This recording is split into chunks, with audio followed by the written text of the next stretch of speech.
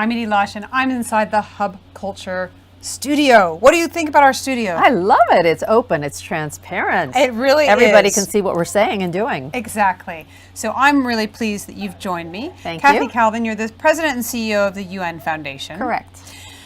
I'm excited that you're one of the partners in the Global Goals Cast, which of course Hub Culture is supporting, looking at how we're going to reach the global goals, how we're going to create this better world by 2030.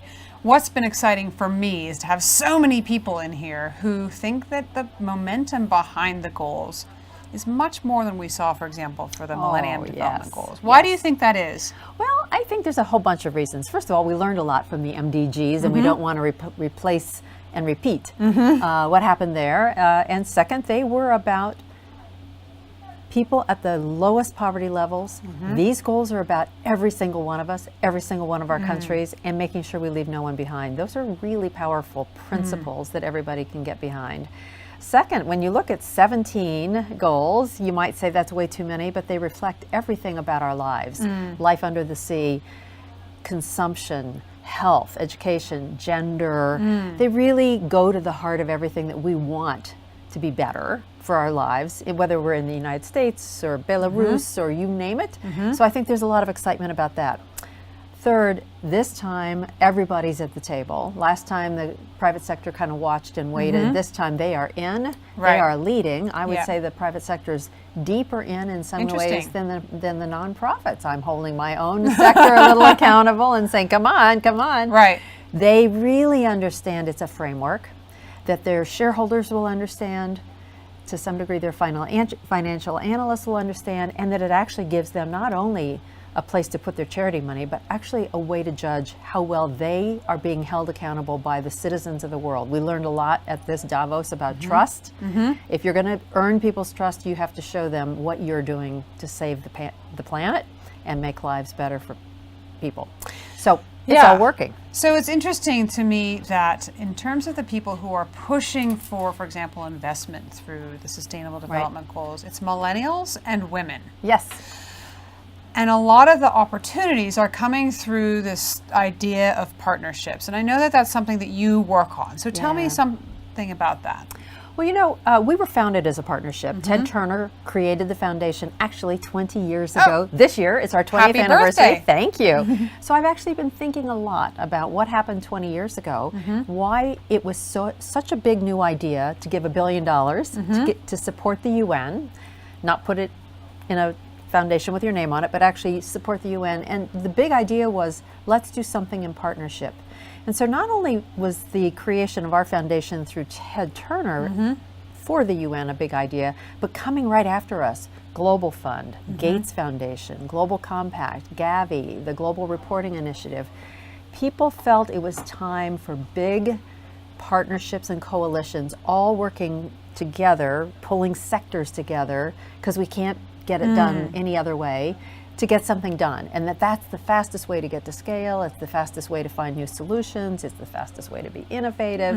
So Ted, who was the original disruptor, I think had a big idea, but then we saw 20 years of big ideas. What's different now is that this isn't about those of us at the global level making the decisions, it's people at the country level saying, I want to change my community. And we're seeing that those people are really taking the reins and making it happen. So the partnerships are actually kind of different. They're smaller scale, but they have roots and longevity. So I'm excited because I think this is the way change actually is going to happen. It's not mandated, it's not driven down, it's bubbling up. Gender has been an issue at the World Economic Forum for several years. This year we have the co-chairs are all women. All 7. We've got, of course, 50-50 representative within the global shapers, within the young global leaders. The official delegation, there's still a problem. Yeah. Well, you know, you can lead a horse to water, you can't make it drink, as they say, but that's really not good enough anymore. So I think every company that's here with a delegation that doesn't represent their full workforce, their full customer base, their full supply chain is missing the boat. And I think they're going to be hearing about it. If we've learned anything this year, it's that women are speaking up about everything. And it's all about power. It's all about who has the power. It's all about who's using and exercising the power. And women are starting to say, time's up, enough is enough. And I think that's great. So hopefully next year, the 7 co-chairs will lay down a few other new ideas. And we'll see companies say, you know what, it doesn't have to be the numerical top 4 people in my company. I can reach in and give people an opportunity and let them have a chance. And once I've done that, I bet I'm going to see some other things happen. So I'm hopeful, but we can't just say, well, we got to 20% this year, and aren't we doing darn good? We really need to keep pushing. And this institution, more than others, because it gets looked at, should really do better. The Me Too movement, not only in the States, but across the world, hasn't left the United Nations untouched. How do you look and respond to that? Well, the United Nations is like every other big institution. It's got people from different cultures, people with different backgrounds, and people with different experiences. So that's not an excuse, but it's a reality. That said, the Secretary General has doubled down on the ways that women can report, question, and challenge things that they see, that his managers are being trained, and that he's bringing women in at senior levels across the institution so that we actually see a change in power. So he's made a real commitment to reach gender parity by the year 2020 at certain levels, and by deeper levels by 2028.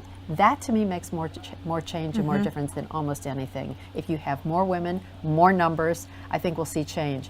But in the meantime, I think the UN has been, like many other institutions, very forthright in saying, we've not paid enough attention. We're going to do something differently, and we want to make sure that no woman who has a story or a grievance or something that needs to be heard can be dealt with.